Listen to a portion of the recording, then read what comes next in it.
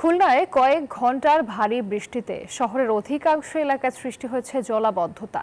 রাস্তাঘাট পানিতে তলিয়ে যাওয়ায় দুর্ভোগে পড়েছেন কর্মজীবী ও নিম্ন আয়ের মানুষ।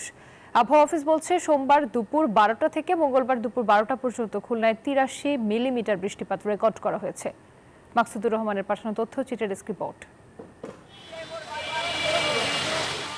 খুলনায় কয়েক ঘন্টার ভারী বৃষ্টিতে নগরীর অধিকাংশ সড়ক নিম্নাঞ্চল তলিয়ে গেছে। এছাড়াও প্রধান প্রধান সড়কগুলো পানিতে থই থই করছে। বৃষ্টিতে সড়কের পাশে বাড়ি ও দোকানপাট তলিয়ে গেছে। কোথাও কোথাও সড়কে যানবাহন আটকা পড়েছে। স্থানীয়দের অভিযোগ, সিটি কর্পোরেশন প্রায় 1400 কোটি টাকা ব্যয়ে সড়ক ও ড্রেন উন্নয়ন মেরামত কাজ করলেও জলাবদ্ধতা নিরসন হয়নি। ড্রেনগুলো সম্ভবত কাজ করে না, পানি নিষ্কাশনের ব্যবস্থা নাই। এই কারণে হয়তো এখানে আমরা সামান্যতম বৃষ্টি হলে পানি বেঁধে যায়। প্রচুর পরিমাণে জল বেড়ে গেছে, আর এদের স্টুডেন্টদের পরীক্ষা তো যাতায়াত করতে খুবই সমস্যা হচ্ছে। খুলনা আবহাওয়া অফিসের তথ্য মতে গত 24 ঘন্টায় 83 মিলিমিটার বৃষ্টিপাত রেকর্ড করা হয়েছে, যা এ বছরের সর্বোচ্চ বৃষ্টিপাত। বান্ডেল থাকলে প্রতি সেনমানিতে টাকা বাঁচবে।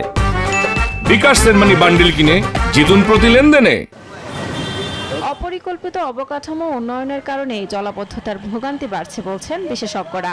কিছু উন্নততর গবেষণা আছে যেগুলোর মাধ্যমে আমরা ভার্টিক্যাল পাইপিং করতে পারি বা পাম্পিং করতে পারি, যে পাম্পিং এর মাধ্যমে আমরা যে স্টর্ম ওয়াটার বা আমরা বৃষ্টিপাতের ফলে যে পানিগুলো তৈরি হয় যেগুলোকে আমরা স্টর্ম ওয়াটার বলি, সেগুলো অন্য কোনো রিটেনশন পন্ডে বা রিটেনশন সেক্টরে নিয়ে যাওয়া।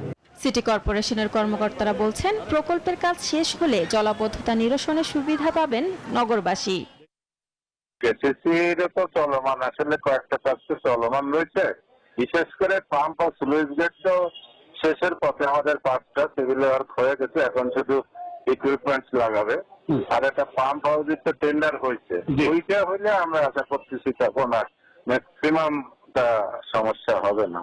খুলনার জলাবদ্ধতা নিরসনে যথাযথ পদক্ষেপ নেবে সরকার, এমনটাই প্রত্যাশা সংশ্লিষ্টদের। শান্তা ইসলাম, ডেস্ক রিপোর্ট, নিউজ 24।